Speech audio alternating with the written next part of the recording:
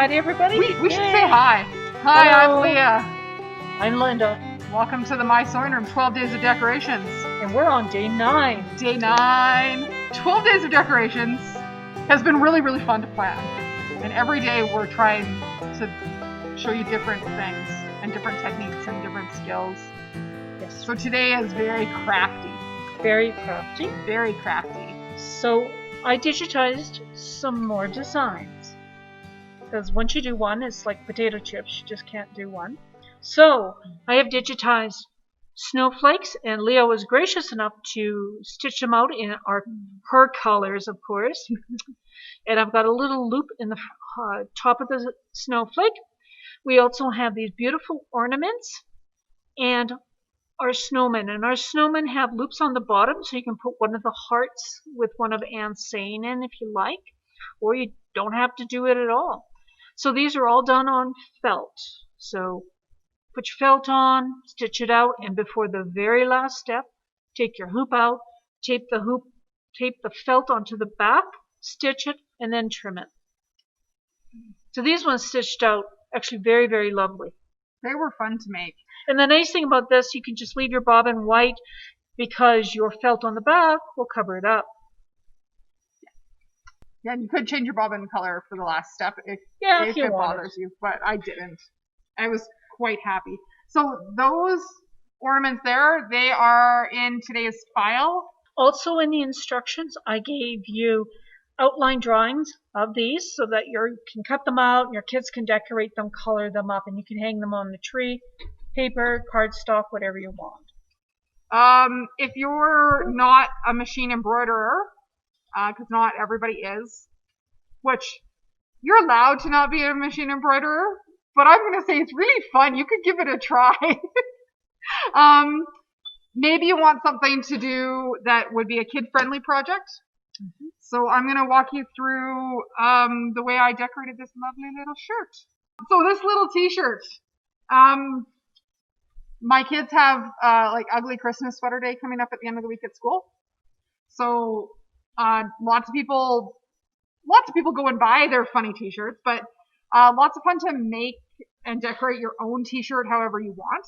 So I used Brothers stamp kit. So there's a stamp starter kit that you can get for your scan and cut, and it cuts out a stamping material, and in the box it comes with an acrylic block to stick your stamp to, and then I cut a snowflake stamp, obviously, and I learned a whole bunch of stuff while I was stamping. The stamping material that Brother has with their stamp kit is silicone, and it's a little bit hydrophobic, which means what, Leo? Water doesn't stick to it. So water-based paints don't stick to it, which proved to be a little bit more challenging to work with, but not impossible. So the stamping material is a thin silicone material. I'm going to show you guys how to cut that. And then it sticks to the stamping block. And then we're going to do some painting. But we're going to stamp some things. So I have a little baby size shirt. Little onesies. But I have no little babies in my family at the moment. So the stamp material, when you get it out of the box, oh cool, is got a clear film on both sides. So you only need to peel off one side of that to cut it. Ooh, cool. So we'll peel off that side that I've already cut. Very cool, I think. Sure, we'll peel off that side. It'll be fine. And then this gets stuck down on your standard mat.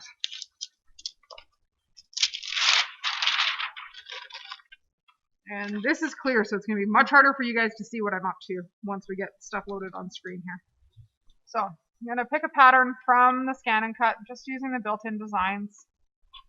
I think I did a snowflake last time. I don't feel like doing another snowflake. No, let's do something different.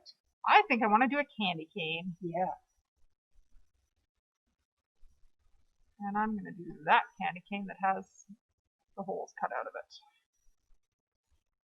And my little stamping block that comes with this is roughly 3 inches by 4 inches. So if the design is 3 by 4, it'll fit on the stamping block, which is a nice size to stamp with anyway. Load the mat into the machine. And I'm just using the standard blade that comes with the machine for this. The older ScanNCuts, it recommends using the deep cut blade. But the SDX is smart enough that it will just go through and do a second pass with the smaller blade, which was nice too. That's why you want a 225. Yeah, that's why you want the 225. Yeah. Totally. I agree. And the auto blade depth sensing is going to measure the depth in the second spot in the material, do a test cut, do another depth test, and go the rest of the way through. Cool.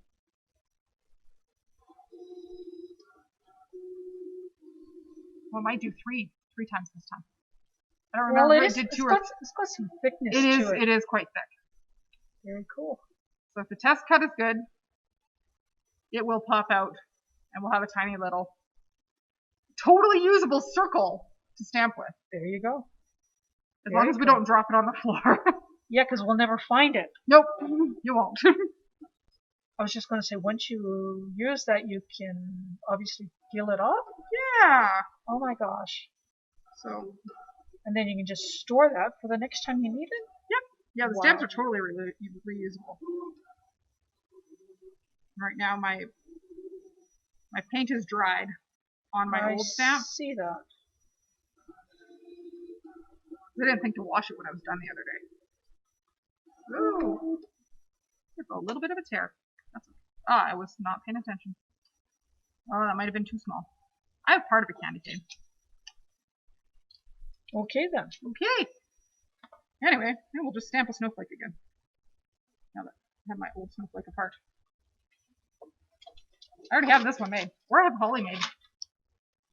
We're just gonna make more snowflakes. Okay. We're gonna cut a candy cane and then make stamp snowflakes. It won't have any continuity. I'm using the Lumiere paints. So I've already done one with all the blue colors. So I think I'm gonna do a little bit of painting with pink. Yes, pink. I could wash the back side of this block. I'm just actually gonna stick the stamp to the other side. The stamp material sticks to the block. Literally? Yep. Cool. Yeah, it's just stuck. It's great. And then it does have grid lines, so if you're worried about getting your stamps lined up, you could make them line up. And then a little bit of water. You'll put that on there so I don't spill it on the ScanNCut. And give the paint a good shake. That's a Leah color. That is a Leah color. So once you have this kind of ready, the paint doesn't really stick the first layer onto the stamp, is what I found. So you could put a little bit on the tray if you want.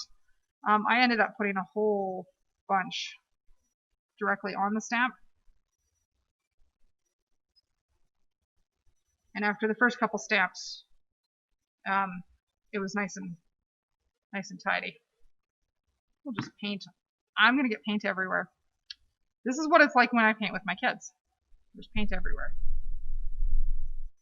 And the stamping material is thick enough that if you get a little bit over the edge, it doesn't seem to go down onto what you're trying to paint onto. So there's lots of other inks that you can use with these stamps. I have paint in store, so that's what I used. But if you've got other acrylic paints, they should work. If you've got stamping inks, because you like stamping from a different standpoint, it will work. So the first one here, that's what I mean by hydrophobic. So it bubbles on top. Yeah, I see that. And it's just the nature of the paint and the silicone. And it only took a stamp or two to get enough kind of dried on there that it behaved. And press down. Looks very tie-dyed. Right? But once it's got a little bit of texture happening there, the paint stays where it's supposed to. Yeah. But I found it was fun because I could get kind of a base layer of one color and then add in another color for some color variations through the snowflake. Oh. So you're only limited to your imaginations. Yeah. So you could paint each side of your snowflake differently. Like a rainbow. Cool. So once you get going, it does get easier. It took a few stamps to get really stellar coverage on all of them. But it gave it nice texture and layering, because not every snowflake is 100% perfect. They're all different. They're all different. That's enough pink. Let's do another one. This is a metallic russet.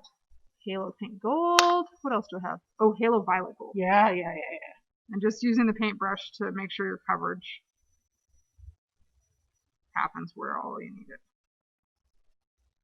It's interesting. I thought we were going to use a stamp pad, but this is actually better because you're controlling where the paint is going. Yeah, I like that you can control it because you could do like a stamp pad. You're really pretty limited to where the paint sticks to the stamp. Yeah. And you could stamp this on a stamp pad, but it's pretty fun with the paint. So cool.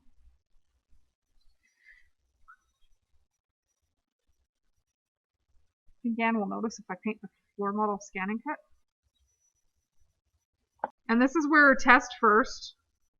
If you're not sure how your paint or your ink will work with your stamp material, test on a scrap first before you're on to your actual t-shirt.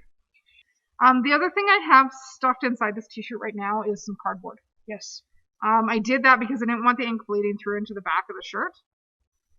So this is your safety step. So that snowflake's melting already. There you go. Oh, I like that one. I like the gold. So it's done whenever you think it's done because it's art.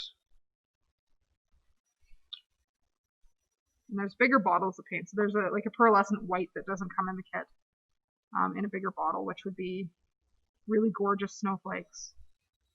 Especially if you had, like a soft pink, a soft colored t-shirt or whatever, and you had that pearlescent white. That would be nice. Pretty. That would be nice. So stamping, really pretty fun. Awesome. So there's a stamp kit available. There's also replacement. There's the starter kit. That's the starter kit. And then there's stamp sheets. So that's what these are. Now I know what those are. Now Linda knows what those are. Yep. And then there's extra acrylic blocks in different sizes. That's cool. So that's what your stamp sticks to. And like the other kits, when you get a stamp starter kit, you get the bonus activation code and bonus design for the stamp kind of works with. Okay. So thanks, guys. Be safe. Be kind. And be calm. And we'll see you guys tomorrow. Bye.